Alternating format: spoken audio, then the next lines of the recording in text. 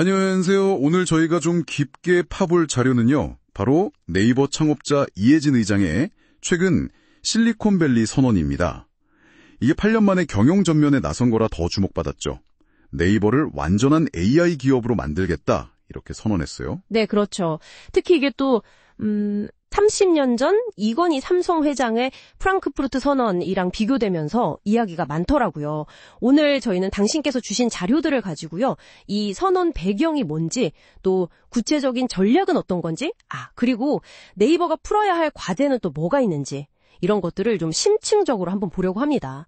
단순히 발표 내용을 넘어서 이게 네이버 미래에 어떤 의미가 있을지 그걸 파악하는 게 중요하겠죠. 좋습니다. 그럼 바로 한번 시작해보죠.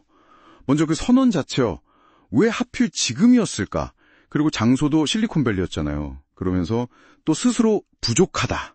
인정을 했는데 싸움엔 익숙하다. 이 말이 참 인상 깊었어요. 그냥 하는 말은 아닌 것 같던데요. 그게 재미있는 지점이에요. 마치 1993년에 이건희 회장이 위기감 속에서 변화를 막 촉구했던 것처럼요.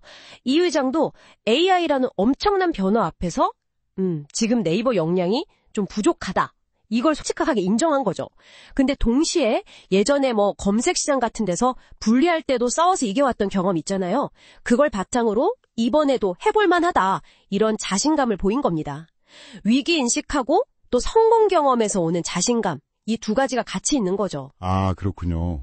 위기를 오히려 기회로 보겠다 이런 의지 같은데요. 그럼 구체적인 전략은 뭔가요? 다윗의 돌멩이를 찾는다고 했던데요. 핵심은 그거예요. 선택과 집중, 그리고 AI 주권 확보. 그러니까 모든 영역에서 구글이나 다른 빅테크랑 다 경쟁하는 게 아니고요.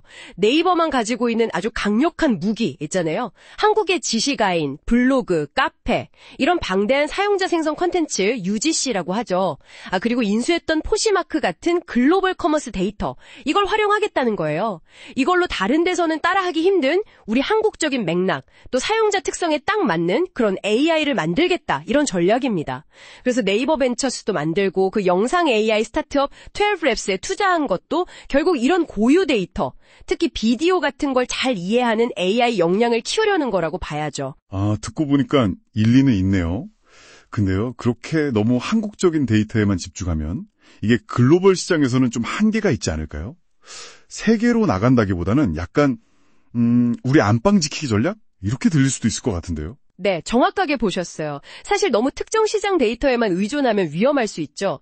근데 네이버의 승부수는 바로 그 지점인 것 같아요. 그 깊이 있는 언어, 문화 이해도가 거대 모델들이 쉽게 따라오기 힘든 차별점이 될 거다. 여기에 거는 거죠. 그러니까 기술력만으로 붙는 게 아니라 데이터의 질이랑 특수성으로 승부하겠다. 이런 겁니다. 어쩌면 또 이런 특수성 때문에 특정 분야에서는 글로벌 파트너들이 오히려 매력을 느낄 수도 있고요. 그럼에도 역시 삼성 사례가 자꾸 떠오르네요. 프랑크푸르트 선언 후에 삼성이 정가 확 바뀌었잖아요. 맞습니다. 그 선언이 그냥 구호로만 그친 게 아니라 진짜로 질적인 혁신으로 이어졌다는 게 중요하죠. 반도체나 스마트폰 같은 데서 세계 1등이 됐으니까요. 네이버도 그 정도의 극적인 변화를 목표로 하고 있다. 이런 점에서 비교가 되는 거고요. 다만 이제 삼성은 제조 역량이나 디자인 혁신이 기반이었다면 네이버는 데이터 주권이랑 그걸 활용한 AI 모델 차별화가 승부수라는 점에서 좀 맥락은 다르죠. 하지만 현실적인 어려움도 많아 보이는데요. 특히 글로벌 경쟁은 여전히 만만치 않잖아요. 구글, 메타랑 정면으로 붙는 건 부담스럽고 또 최근에 라인 사태도 있었고요. 이게 해외 사업에 대한 우려를 더 키우지 않았나 싶기도 한데요. 전적으로 동의합니다. 네이버는 글로벌 무대에서는 여전히 언더도그죠. 특히 라인 사태는 해외에서 사업할 때 불확실성이라든지 규제 리스크 같은 걸 확 보여주면서 앞으로 새로운 글로벌 파트너를 만들거나 투자 유치할 때 좀 부담이 될 수 있어요.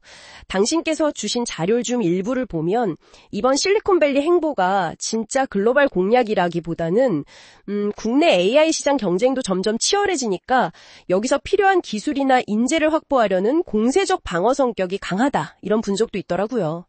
최수연 대표가 포부를 밝히긴 했지만 넘어야 할 산이 많은 건 사실입니다. 자, 그럼 정리를 좀 해보면요. 이해진 의장의 이번 실리콘밸리 선언은 네이버의 미래를 건 아주 중대한 베팅이다. 이렇게 볼 수 있겠네요. 과거 삼성의 역사를 떠올리게 하는 그런 야심찬 목표가 있고요. 또 AI 주권이라는 독자적인 데이터 전략, 그리고 다윗의 돌멩이에 비유된 선택과 집중, 이게 핵심 전략인 거고요. 네, 하지만 동시에 글로벌 빅테크와의 격차 문제, 그리고 라인 사태 이후에 불거진 해외 사업 리스크 같은 현실적인 과제들도 쌓여 있죠.